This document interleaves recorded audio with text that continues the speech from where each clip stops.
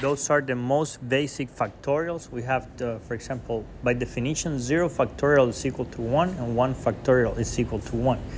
Then we have 2 factorial, which is 2 times 1, 3 factorial, which is 3 times 2 times 1, and so on. 5 factorial is 120.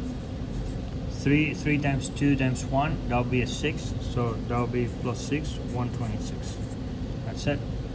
So that one, those kind of exercises are very easy because the 10 factorial is 10 times 9 factorial.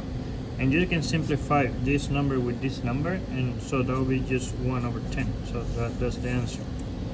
And let's do this one. Some students see it very challenging in the beginning, but if you look at this closely, it's just 200 times 199 with the factorial.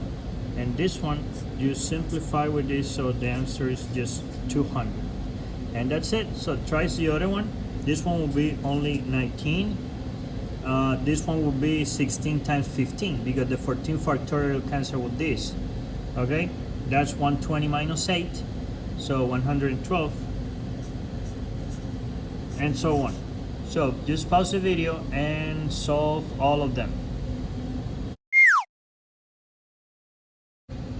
Okay, let's try another one. 2 factorial, 2 times 1 is 2. So this is 2 plus 1. So this is equal to 3. Be careful because 0 factorial is not a 0, it's a 1. Okay, so then we have this one. So this is 7 times 6 times 5 factorial. Just simplify this with this. 7 times 6 is 42. So this one is 42. Let's do one more. This one, so it's just 8. 8 times 7 factorial, you cancel the 7 factorial, that's equal 8. Okay, pause the video, complete the other ones, check your answers. God bless you.